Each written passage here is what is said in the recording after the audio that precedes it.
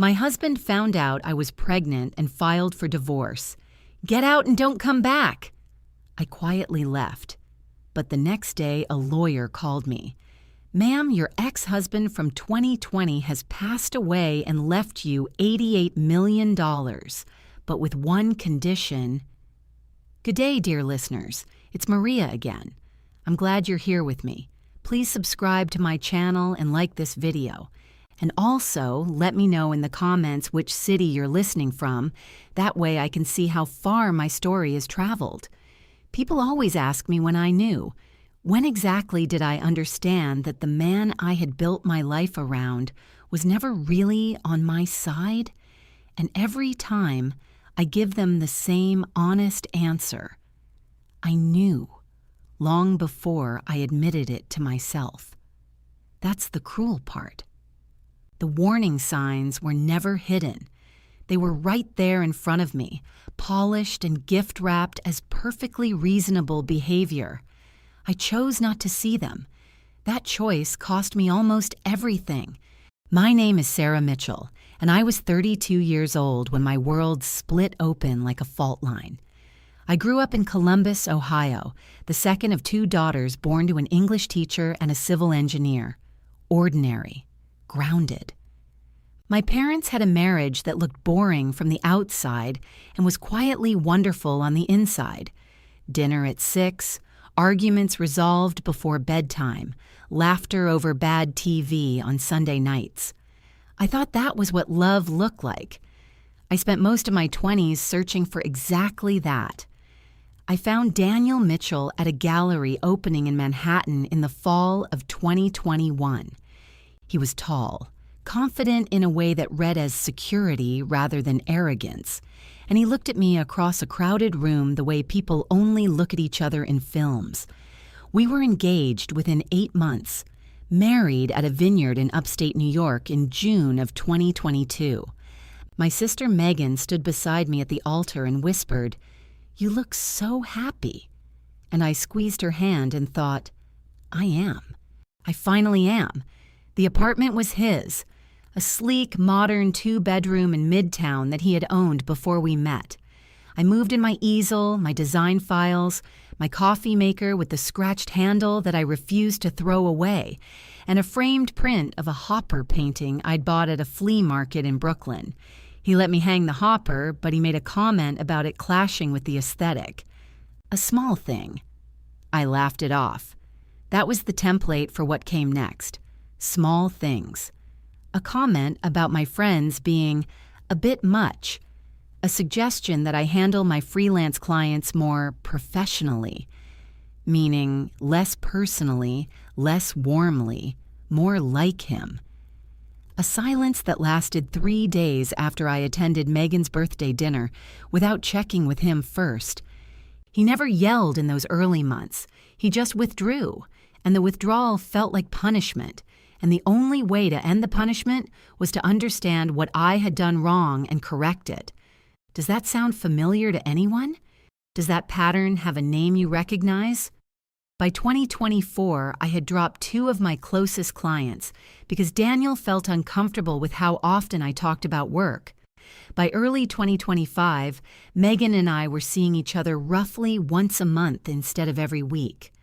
My world had quietly contracted, and I had quietly let it happen, because every time I pushed back, Daniel would soften just enough. A dinner out, an unexpected bouquet of peonies, an evening where he was warm and funny and entirely present, to make me believe the cold version of him was the anomaly. And then I discovered I was pregnant. I sat on the bathroom floor of our Midtown apartment on a Tuesday morning in March of 2026, holding a white plastic test with 2 unmistakable pink lines, and I felt something I had not expected to feel, pure, overwhelming joy. Whatever our marriage had become, this was something real, something mine, something that could not be withdrawn or corrected or made to feel like a mistake. I waited until Daniel came home from his office that evening. I set the table, poured 2 glasses of sparkling water, and when he sat down, I slid the test across the linen tablecloth and watched his face. I expected surprise. I think I even expected a version of happiness, restrained, Daniel-shaped, but present. What I saw instead was something I had never seen on his face before. It was not anger, not exactly. It was closer to calculation. His jaw tightened. His eyes moved from the test to my face, then back to the table, then to some middle distance past my shoulder. "How far along?" he said. 6 weeks, the doctor thinks. I have an appointment Thursday. We didn't agree on this. His voice was flat, declarative, as if he were reading a clause from a contract. "Daniel, we talked about children. We always said—" I said eventually. He stood up, pushed his chair back. "Not now. Not like this." "Not like what?" My voice cracked. "I'm your wife. We're married. What does that mean?" What followed was not an argument in any recognizable sense. It was a pronouncement. He told me the timing was wrong, that his business was at a critical juncture, that he had not been ready, and that I had apparently made a unilateral decision, as though I had conspired against him by becoming pregnant. And then, and I will remember the exact words for the rest of my life, he straightened his collar, looked at me with an expression of genuine, practiced calm, and said, "I think we both know this isn't working. I'll have my attorney file the papers tomorrow. Take what you need tonight. I want you out by morning." I opened my mouth, closed it. He walked to the bedroom. The door clicked shut quietly, which somehow felt worse than a slam. I stood at that table for a long time, staring at 2 untouched glasses of sparkling water, a pregnancy test, and the remains of a marriage I had been mourning without knowing it for at least 2 years. Then I picked up my phone, called Megan, and said the only 3 words that came to me: "Can I come?" Megan lived in a 1-bedroom in the West Village with her cat, a gray tabby named Oslo, and a pull-out couch that sagged in the middle and was the most comfortable thing I had ever slept on. I arrived at her door that night with a rolling suitcase, a tote bag of toiletries, my laptop, and 6 weeks of a pregnancy that nobody except my OB/GYN knew about. She didn't say I told you so. She made chamomile tea and sat across from me at her kitchen table and let me talk until I ran out of words. Then she refilled my cup and said, "Okay, what do you need?"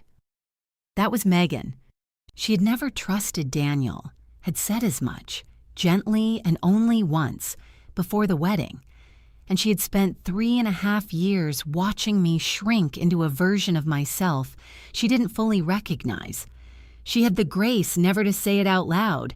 She just kept the pull-out couch ready. I barely slept. I lay in the dark listening to Oslo move around the apartment, and I did what I had always done in moments of crisis. I made lists in my head. I was a graphic designer. My work was fundamentally about organizing information, finding structure in chaos. So I started organizing. What did I have?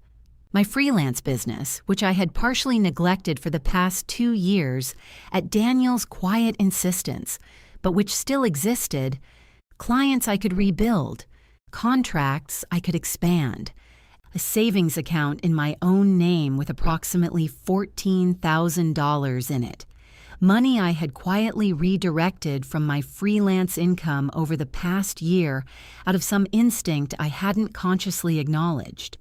A portfolio, a reputation, intact, a sister, a baby.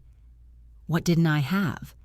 The apartment, his name, his purchase, premarital property, the joint account, nearly $90,000, which I had contributed to faithfully, but which required his signature for any significant withdrawal, the car, also his, my health insurance, which ran through his employer plan. It was not nothing, but it was frightening. Was I afraid? Of course I was afraid. I was 6 weeks pregnant, newly homeless by force, and calculating whether I could afford prenatal care on $14,000 while rebuilding a client base. The fear was physical. It lived in my chest, a dull pressing weight that made breathing feel like effort. But there was something else there too. Underneath the fear, so quiet I almost missed it. Relief. The thought startled me enough that I sat up in the dark and stared at the ceiling. Relief? And yet, yes. The constant low-grade vigilance of being Daniel's wife, the monitoring of his moods, the careful calibration of my words and movements and friendships and ambitions to fit inside the box he had built. It was over. Whatever came next, I was no longer living inside that. The baby moved me. I had only just found out, so there was nothing to feel physically, but the awareness of the pregnancy sat in the center of my chest like a small warm lamp, and I kept returning to it. You chose me, I thought, directed at no one and everyone. We'll figure it out. I finally fell asleep sometime around 4 in the morning. My phone rang at 8:47 a.m. The number was a Manhattan area code I didn't recognize. Ordinarily, I let unknown numbers go to voicemail. Something, I cannot explain it, made me answer. May I speak with Sarah Crawford Mitchell? The voice was male, older, professionally measured. This is she. Mrs. Mitchell, my name is James Hartwell. I'm a senior partner at Hartwell and Associates on Park Avenue. I'm calling in connection with the estate of Mr. Richard Calloway. A brief pause. I'm sorry for the loss, ma'am. I understand this call may come as a surprise. Richard. I sat up straighter. Richard Calloway.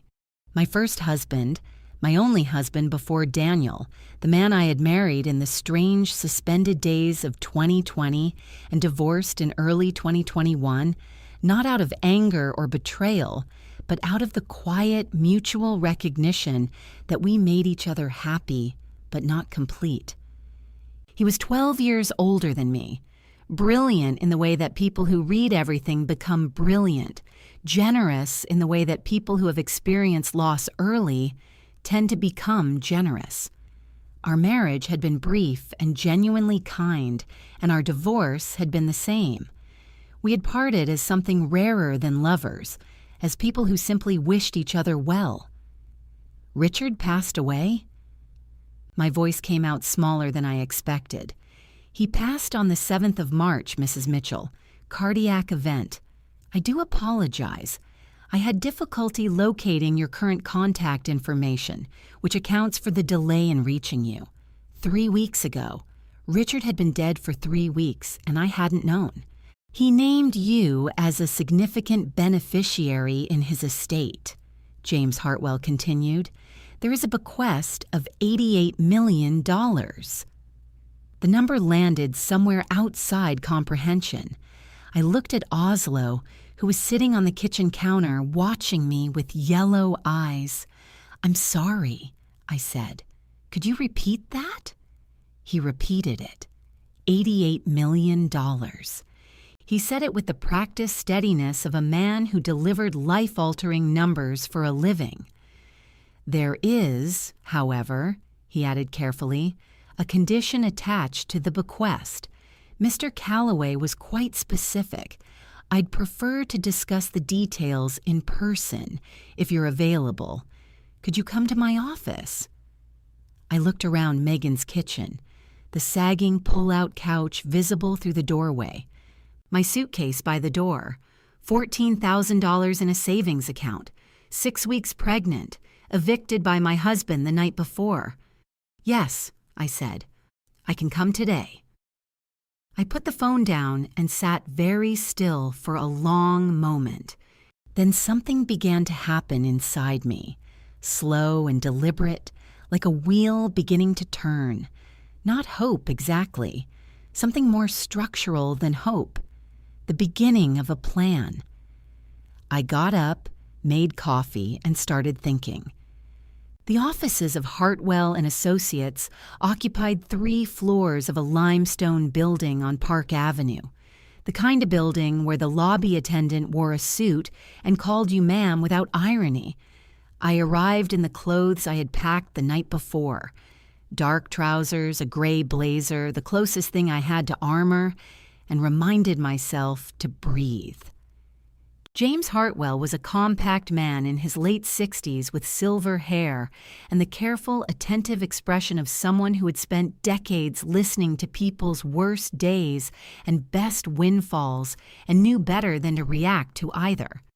He shook my hand, offered water, and waited until I was settled before he opened a folder on the desk between us. Richard updated his will in January of this year, he said. 2 months before his death. The bequest to you is unconditional in amount, $88 million, held in a trust to be transferred to you upon fulfillment of the attached condition. He folded his hands. Mrs. Mitchell, Richard was specific and deliberate about this condition. He described it to me at length during the drafting process. I want you to understand that it reflects genuine concern for your well-being, not an attempt to control your choices. I nodded. My hands were folded in my lap, and I kept them still. The condition is this, Hartwell said. Within 18 months of the date of Richard's death, that is, by September 7th of 2027, you must present to this office a certified court order granting you sole legal custody of any child you carry or have carried during the period following his death, with no shared legal custody rights granted to the child's father. He paused. Richard was aware that you were expecting a child, Mrs. Mitchell. He had his sources of information, as careful men often do. He believed, and he stated this to me explicitly, that the man you were married to was not a man who should have legal authority over a child. He wanted to ensure that if you ever needed the resources to protect yourself and your family, those resources would be there. I stared at the folder on the desk. The room was very quiet. Outside, Park Avenue moved with its ordinary, indifferent energy. He knew about Daniel? I said finally. He knew enough, Hartwell said. He and Mr. Mitchell had business dealings in 2023. The details are not mine to share, but Richard came away from that experience with a clear impression of your husband's character. He looked at me steadily. Richard cared about you, Mrs. Mitchell. This bequest is his way of saying so from a distance he can no longer cross. I had to look out the window for a moment. I was not going to cry in James Hartwell's office. I was not. The custody condition, I said, when I trusted my voice again. Under my current circumstances, my husband filed for divorce yesterday and has explicitly stated he wants nothing to do with the pregnancy. Would obtaining sole legal custody be straightforward? Hartwell allowed himself a small, careful nod. Under those circumstances, it should be a relatively uncomplicated legal process, provided no party moves to contest. Provided no party moves to contest. I filed that phrase. Thank you, I said. I'll be in touch. I walked out of that building into the March sunshine and stood on the sidewalk for a moment with my face tipped up, eyes closed. $88 million, and a condition that required exactly what Daniel had set in motion the night before. The divorce he had filed, the baby he had rejected. He had, without knowing it, handed me precisely the conditions I needed to inherit a fortune. Did it feel like justice? Not yet. It felt like a door, just barely cracked open. The question was whether I could get through it before someone slammed it shut. I made 2 calls from the sidewalk. The first was to Megan, who listened to the entire account in silence and then said very quietly, Oh my God. The second was to Victoria Sloan. Victoria Sloan was a divorce attorney I had heard about from a colleague 2 years earlier, filed away in the back of my mind the way women sometimes file things they hope they'll never need. She was known for two things: an encyclopedic knowledge of New York matrimonial law and a complete indifference to being intimidated. I reached her assistant and had an appointment for the following morning. That afternoon, I sat at Megan's kitchen table with my laptop and a yellow legal pad and began reconstructing my financial picture with methodical care. I listed every joint account, every asset, every debt, every freelance contract I had let lapse and could potentially revive. I noted the $14,000 in my personal account. I noted the prenatal appointment I had scheduled for Thursday. I noted in a separate column the things I needed to do in the next 30 days. I had not told anyone, not Megan, not Hartwell, about the full shape of what I was thinking. But here is what I understood. Sitting in that kitchen with Oslo watching me from the counter, the next 18 months were a race. A quiet, legal, careful race. I needed to get through the divorce with sole custody secured before anyone who might want to interfere understood what was at stake. At that point, only 3 people knew about the inheritance: James Hartwell, his staff, and me. Daniel knew nothing. I intended to keep it that way for as long as possible. What I didn't know, couldn't know yet, was that a junior paralegal at a law firm on the other side of the city had already made a phone call he shouldn't have made, and that by the end of that same week, Daniel Mitchell would know exactly what his former wife stood to inherit. The door I thought I had time to walk through quietly was already being watched. Victoria Sloan was exactly what I needed her to be. A 53-year-old woman with close-cropped silver hair, reading glasses on a beaded chain, and the calm, measured precision of a person who had watched too many marriages dissolve to be surprised by anything. She reviewed what I'd told her with a yellow highlighter and 3 different colored pens, asked 12 very specific questions, and at the end of an hour-long meeting, summarized the situation with the succinctness I had come to expect from her. Your husband filed first, which is fine. It doesn't give him a significant advantage in New York. You were married for under 4 years. No jointly held real property. No shared business interests. The apartment is his premarital asset and almost certainly not divisible. The joint account is contestable. The pregnancy complicates child custody arrangements, which we will address proactively. She set her pen down. What's your primary objective? Sole legal custody, I said. That's the non-negotiable. She looked at me for a moment in the way that people look when they sense a layer beneath the obvious. That's manageable, given his stated rejection of the pregnancy. Has he communicated that position in writing? I pulled up my phone and showed her the text Daniel had sent at 11:47 the previous night, while I was at Megan's. Don't contact me about the baby. I meant what I said. This is over. Victoria Sloan photographed the screen with her own phone for the file. Good, she said simply. I walked out of her office on a Thursday morning feeling, for the first time since I'd packed my suitcase, like I had something resembling ground beneath my feet. The ground shifted 4 days later. It was a Sunday. I was at Megan's, working at her kitchen table, when my phone rang. Daniel's number. I stared at it through 2 full rings, then answered. Sarah. His voice was different. The declarative flatness was gone. In its place was something softer, more deliberate, a tone I recognized from the early years when he wanted something he hadn't decided how to ask for yet. I think we should talk. We have attorneys for that. I'm not talking about the attorneys. I'm talking about us, about... A pause. I reacted badly. I was blindsided and I reacted badly, and I'd like the chance to discuss things in person. Something cold moved through me. Not fear, not yet, more like recognition.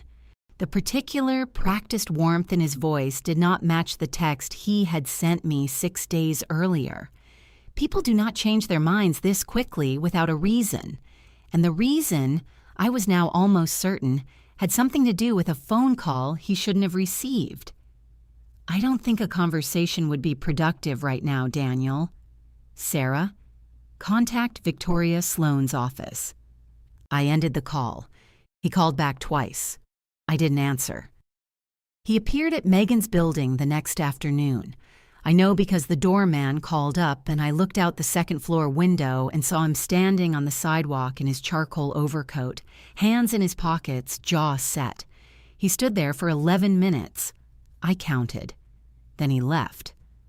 That evening, my phone buzzed with a message from a number I didn't recognize. I almost deleted it. Then I read the first line. "This is Diane Mitchell. I'd like to speak with you.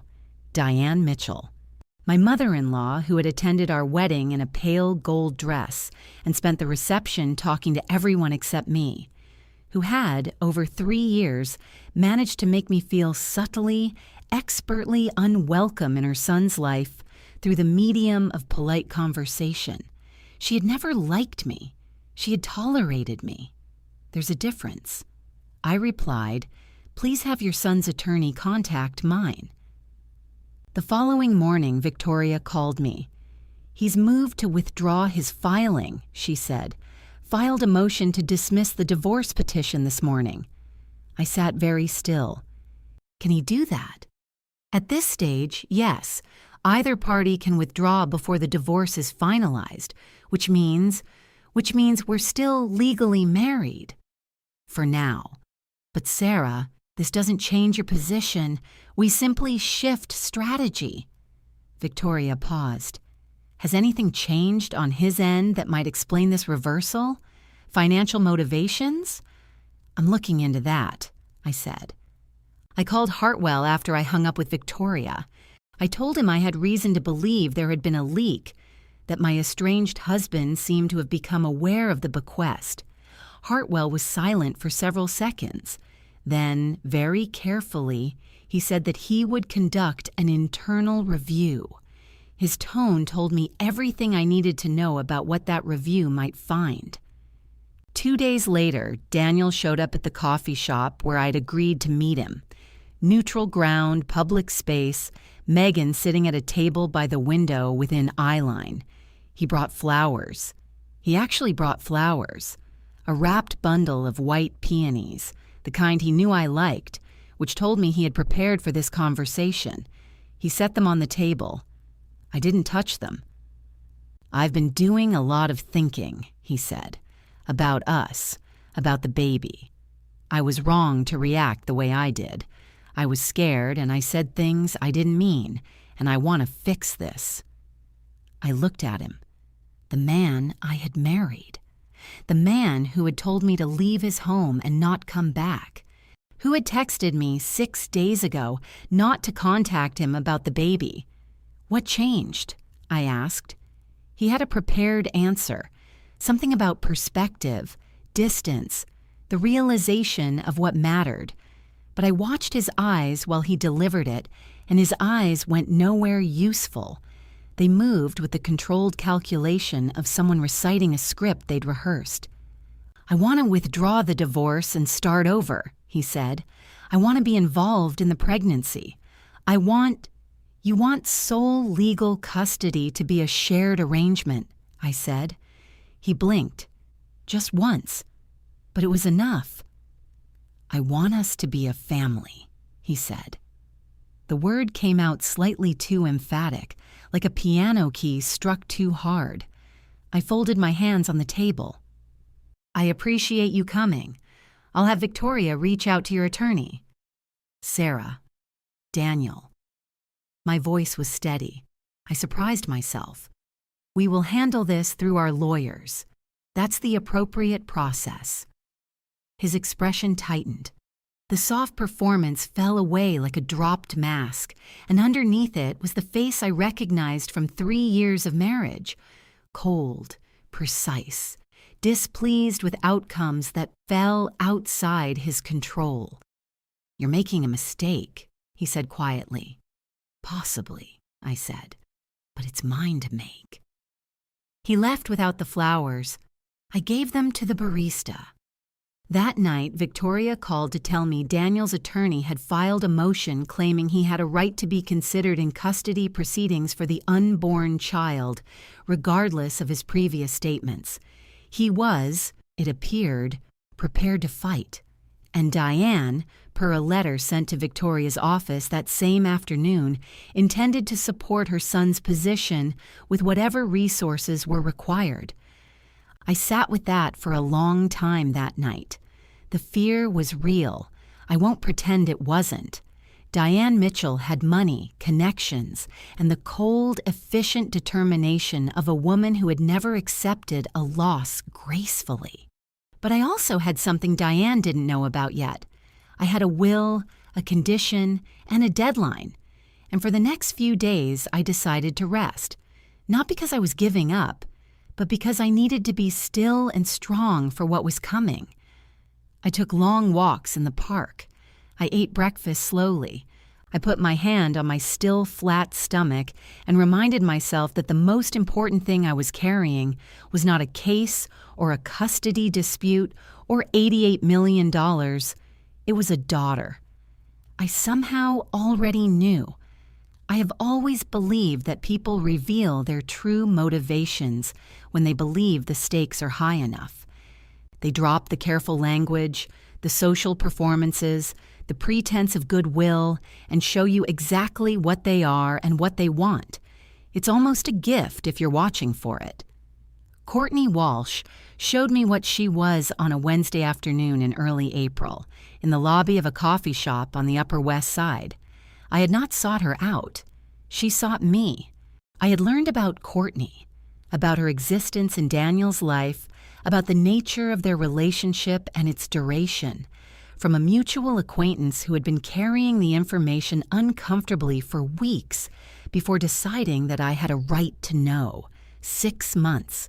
Daniel and Courtney had been involved for 6 months, which placed the beginning of their relationship 4 months before he had told me to get out of our apartment.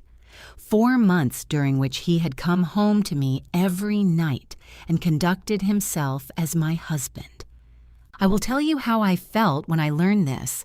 I felt something collapse inside me, quietly, the way a building sometimes collapses in on itself and produces surprisingly little noise. And then the collapse was over, and what remained was a kind of crystalline clarity that I have come to think of as the gift anger gives you when you refuse to let it become hysteria. Courtney was 28, beautiful in an obvious and carefully maintained way, and she came across the lobby toward me with the particular posture of someone who has rehearsed this moment. Chin slightly lifted, steps measured, expression calibrated to convey something between sympathy and dominance. She sat down across from me without being invited. "I thought we should talk," she said, woman to woman. "Did Daniel ask you to come?" I said. A slight hesitation. "No, this is my choice." I let that sit for a moment without commenting on it. "Sarah." She folded her hands on the table in an imitation of composed sincerity. "I know this situation is painful. I'm not trying to make it worse. But I think you need to understand that Daniel loves this baby. He wants to be a father. Whatever happened between you two, he has rights as a parent, and Courtney." I said her name quietly, and she stopped. "You came here to tell me to step back, to accept shared custody arrangements, to do something that is in Daniel's interest." I tilted my head slightly. "I want you to understand that I hear you, and I am choosing not to take your advice." She looked at me as though she had expected fear and had encountered instead something she didn't have a category for. He can make this very difficult for you, she said. The sympathetic performance was thinning.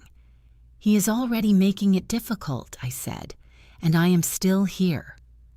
I gathered my bag. I hope you have a good afternoon. I walked out of that coffee shop without looking back, and I held my composure until I was half a block away, and then I stepped into a doorway and breathed for a long moment with my hand pressed flat against the brick. Was I shaking? Yes, slightly. Not from fear of Courtney Walsh, from the cumulative weight of the past few weeks pressing on every nerve I had. From 6 weeks of pregnancy now becoming 8, my body changing in subtle ways that no one around me could see, but that I felt in every hour. From the simple, consuming effort of holding my life together with both hands when someone else kept trying to kick it apart. I called Megan. She answered on the second ring. She came to see me, I said. Courtney. I heard Megan set something down. Tell me everything. I told her everything. She listened, and then she said, Come for dinner tonight. I'm making pasta. I'll call Elena and Becca. Elena and Becca, 2 women I had grown up alongside through college and early New York life, women I had seen less and less of during my marriage to Daniel, who had reappeared in my life the week I moved to Megan's with the unquestioning solidarity of people who have simply been waiting for the call.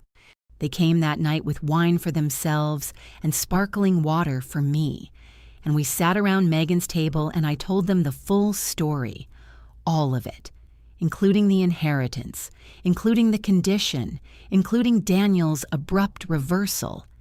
And they listened with the focused, loyal attention of women who understand that some situations require witnesses.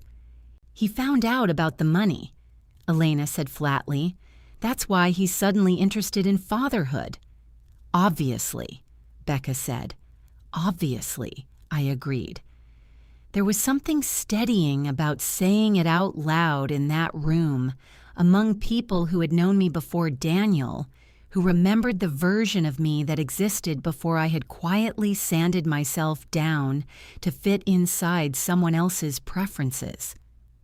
I had not realized until that evening how much I had missed being simply known. I had also, at Megan's recommendation, begun seeing a therapist, a woman named Dr. Patricia Cole, who worked out of an office in Chelsea, and who had the rare quality of asking exactly the right question at exactly the right moment, and then sitting with the answer without trying to resolve it prematurely. In our second session, she said something that stayed with me. You describe keeping your plan private as a strategic decision, she said. I wonder if it's also something else. A space that belongs entirely to you, that no one can manage or minimize. She was right. It was both of those things. I left her office that week feeling something I had almost forgotten how to locate in myself. Not happiness exactly, but groundedness. The sense of standing on my own foundation instead of someone else's. The baby was 10 weeks along. I had begun to show, barely, in the way that only I could see. I put my hand on my stomach walking home from the subway on a mild April evening with the trees just beginning to bud along the avenue. We're going to be fine, I thought. Both of us. I believed it. For the first time, I genuinely believed it. They came together, which told me everything. If it had been genuine reconciliation, Daniel would have come alone. The presence of Diane Mitchell beside him in the doorway of the cafe where we had agreed to meet was a signal as clear as a weather warning. Megan was again positioned nearby at a corner table with her phone and a flat white. I had asked her to come, not because I thought I was in any physical danger, but because I had learned, slowly and at some cost, that witnesses matter. that the presence of someone who loves you and will remember accurately what was said is its own form of protection. Daniel looked tired in a way he would not have chosen to look. His eyes were slightly shadowed, and there was a tension in his jaw that hadn't been visible during our last meeting. Diane looked exactly as she always did, immaculate, composed, wearing a gray cashmere coat that probably cost more than my monthly rent, with an expression of slightly strained warmth that I recognized as her public-facing mode. Sarah. She kissed the air near my cheek. "You look well." We settled around a corner table. A server came. Diane ordered a black coffee with the particular precision of someone who expects it to be done correctly. "We wanted to do this informally," Daniel began. "No lawyers, just family." I noticed he used that word. Family. I noted it without commenting. "We're genuinely concerned," Diane said, taking the conversational wheel with practiced ease. "Not about the legal situation. We understand that processes have to play out. But about you, dear. You're pregnant. You're living out of a suitcase in your sister's apartment, and this legal battle is going to be exhausting." She tilted her head slightly. "There's no reason it has to be a battle at all." "What are you proposing?" I said. Daniel leaned forward. "Drop the sole custody angle. Agree to shared legal custody. Standard arrangement. I have the baby every other weekend to start. We negotiate as the child grows. In exchange, I agree to generous financial support. We settle out of court. This ends quickly and without damage to anyone." I looked at him. He was watching me with that calibrated attentiveness he deployed when he needed something from me. I could see, now, with the clarity that distance provides, how thoroughly I had once been susceptible to it, how I had learned to read his moods the way navigators read weather, with constant attention and the understanding that my comfort depended on his. "The damage has already been done, Daniel," I said quietly. "You filed for divorce the night I told you I was pregnant and told me to be out by morning. I overreacted. You sent me a text 6 days later, telling me not to contact you about the baby." I did not raise my voice. That was not a reaction. That was a position. Diane set her coffee cup down with a small, precise click. "Sarah, we understand you're hurt. But holding on to that hurt at the expense of your child's relationship with their father, I'm not making decisions based on hurt," I said. "I'm making decisions based on what's in my child's best interest." "And you've decided that's a child without a father?" Daniel's voice had an edge now, the false warmth beginning to wear thin. "I've decided it's a child with a mother who makes her decisions clearly and keeps them." I folded my hands on the table. "I've also spoken with my attorney, who has advised me that in light of your documented statements rejecting both the marriage and the pregnancy, a court is unlikely to view a sudden reversal in your position favorably." Diane looked at Daniel. Something moved between them, a glance that carried information, and I watched it and understood it. "There are resources at stake here," Diane said with a shift in tone that dropped even the pretense of warmth. "Significant resources that Daniel has every right to protect the interests of his child in accessing." There it was, the mask fully down. "The resources you're referring to," I said very carefully, "are part of a legal estate matter that does not involve Daniel in any capacity. If his child stands to inherit," she began, "the condition of the bequest is sole legal custody," I said, "which means shared custody would disqualify me, which means the more Daniel pushes for shared custody, the less exists for anyone." I let that sit for precisely 2 seconds. "I'd encourage you both to discuss that with your attorney." The silence at the table was very loud. Daniel's expression had gone to somewhere past calculation into something colder and less controlled. Diane had set her coffee cup down and was looking at a point past my shoulder with the fixed stare of someone rapidly reassessing a situation. "You think you're very clever," Daniel said at last. "I think I'm very clear," I said, "which isn't the same thing." He pushed his chair back. "We'll let the courts decide." "Yes," I said, "we will." They left. I watched them through the cafe window, moving together along the sidewalk, Diane's head bent toward Daniel's, talking, planning, the mechanics of opposition already in motion. Megan appeared at my elbow and set a glass of water in front of me. "How are you?" she said. I picked up the water. My hand was steady. My heart was not quite... It was doing something rapid and slightly irregular beneath my ribs, the body's record of stress that the mind tries to override. "Scared," I said honestly, "but more determined than scared, which is all I need."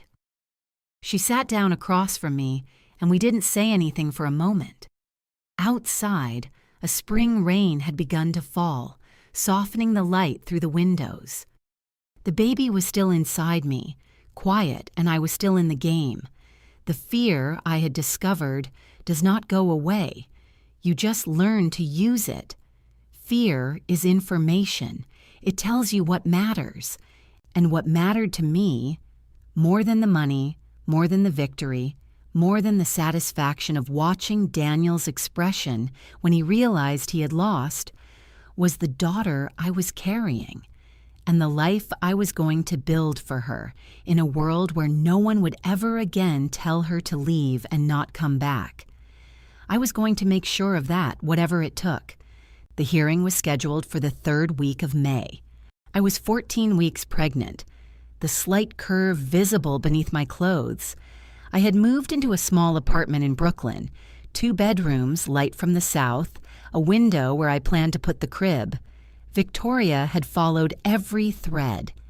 What she found at the end of them surprised even her.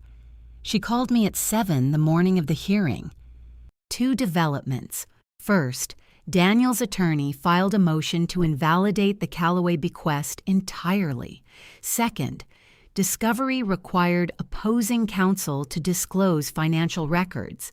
Our forensic accountant identified consistent monthly payments to an account held jointly by Courtney Walsh and a child registered as Noah Walsh Mitchell.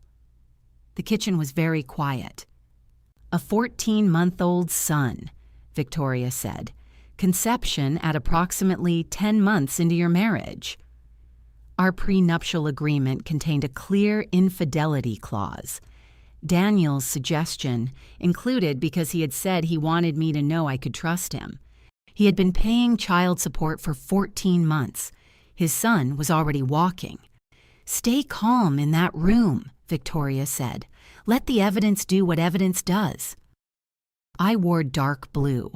We walked in together. Daniel sat with Marcus Webb, large, expensive, accustomed to winning on force. Diane was in the gallery, composed. Judge Susan Ferraro was known for precision and zero tolerance for wasted time. Victoria presented the divorce filing, the text message, the 6 days of silence, the information leak, and then the birth certificate of Noah Walsh Mitchell and 14 months of payments. The room changed. "Is it your position," Judge Ferraro asked Webb, "that your client's acknowledgement of a child born to another woman during his marriage is not relevant to his credibility as a party seeking custody of a second child?" He had no clean answer. Daniel addressed the court and improvised badly. He called his son a separate personal matter. His voice went flat on the word separate. "Were you aware, at the time you signed the prenuptial agreement, that you intended to maintain a concurrent relationship?" 4 seconds of silence. "No, I was committed to my marriage." The bank records told a different story. First payment to Courtney's account, 8 months into our marriage. I looked at Diane. For the first time, her face was raw and frightened. She had known. She had chosen to protect him. She was now watching that choice extract its cost. Judge Ferraro recessed. In the hallway, Victoria said simply, "That went well." Daniel passed me on the way out. We stood 3 feet apart, two people who had once promised each other a life. Neither of us spoke. He walked on. I watched him go. Judge Ferraro's ruling arrived on a Thursday, 8 days after the hearing. Victoria called me at 10:14 in the morning.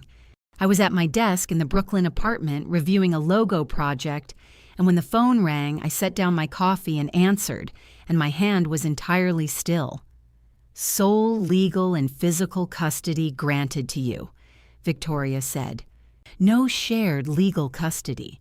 Supervised visitation for Mr. Mitchell to be determined upon the child's birth, subject to his establishing a verified stable situation.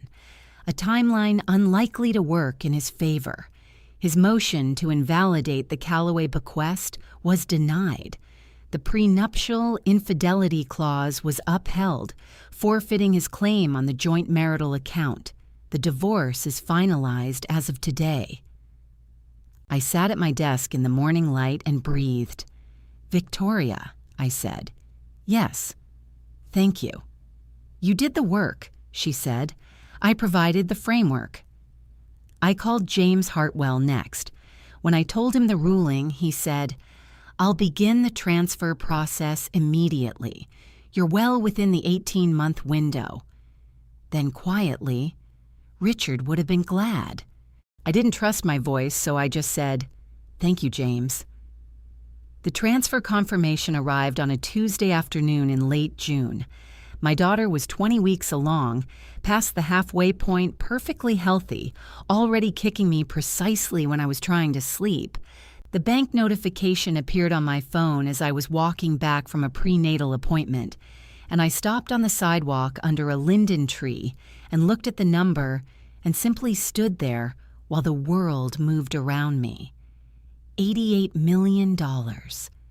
From a man who had known I was worth protecting before I had fully understood it myself, who had used the only gesture still available to him, a bequest, a condition, a final act of consideration, to make sure I had the resources to be free. I'm not ashamed to say I cried, standing under that tree. Not from grief or joy exactly, but from gratitude. For Richard. For Megan. For Victoria Sloan with her yellow highlighter and 3 pens. For Dr. Cole and her precise questions. And for my own younger self, who had, despite everything, despite the years of accommodation, kept one small flame of her original self burning in some protected interior room. I called Megan from the sidewalk. "It came through," I said. A silence.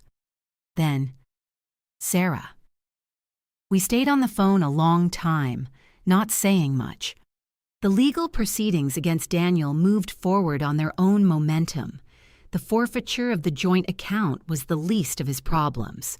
Hartwell's team had filed a civil complaint related to the information leak. Marcus Reyes had received $4,000 from an LLC traced back to Daniel's financial structure. The complaint named Daniel as co-defendant. Diane Mitchell retained separate counsel. I purchased the Brooklyn apartment outright, in my own name, and had the second bedroom painted the soft green of spring leaves. I ordered a crib, a chest of drawers, a mobile with small wooden birds that turned slowly in the air. I did not gloat, not out of magnanimity toward Daniel, who had earned none, but because gloating is a way of staying oriented toward the person who hurt you.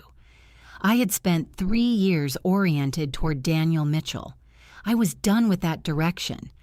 But I will tell you, honestly, that on the day the divorce was finalized, I walked along the Brooklyn waterfront in the late afternoon light, with my daughter kicking steadily inside me, and I felt something I had forgotten the name of. I felt large. Not physically, but psychologically. the size I had always actually been, before someone spent 3 years quietly compressing me into something more manageable. It fit. Being this size fit perfectly. It was the most natural thing in the world. My daughter was born on the 2nd of September at 3:47 in the morning. Megan was in the room with me. When they placed her on my chest, she opened her eyes, dark considering, already deeply herself, and I understood what it meant to be someone's whole world. I named her Clara Joan Mitchell, after my grandmother, who had once told me over a kitchen table that the most important thing a woman could own was her own opinion. She had strong views about hunger, strong feelings about the color yellow, and the rare gift of sleeping peacefully against my chest while I worked. She was, without question, the best thing I ever did. I made deliberate decisions about the inheritance, established an educational trust for Clara, and donated quietly to a domestic violence organization I believed in. My design studio in Dumbo doubled its client base within the first year. I took on work that meant something. Megan moved to Park Slope, 12 blocks away, and became the kind of aunt who arrives with food and an offer to take the baby for 3 hours so you can sleep. And Daniel? The civil complaint cost his company a significant settlement. The prenuptial forfeiture, combined with child support for Noah, contracted his finances substantially. He and Courtney did not marry. She moved to Boston. He moved to a 1-bedroom in Hoboken. Diane withdrew quietly from the committees where she had once been visible. I did not hate any of them. Hatred requires ongoing attention, and I had redirected mine entirely. On a Saturday in October, I carried Clara through the park and sat on a bench in the autumn light, my daughter asleep against my chest, watching the leaves fall, simply and completely at peace. The warning signs were always there, the slow contraction, the quiet accommodations, the version of myself I stopped being so gradually I didn't notice she was gone. I am not ashamed of what happened to me inside that marriage, but I am profoundly committed to making sure my daughter grows up knowing what to look for and what to refuse. Clara is 3 now. She has strong opinions about breakfast, strong feelings about the color yellow, and her great-grandmother's talent for looking at a situation and calling it exactly what it is. She is, without question, the best thing I ever did.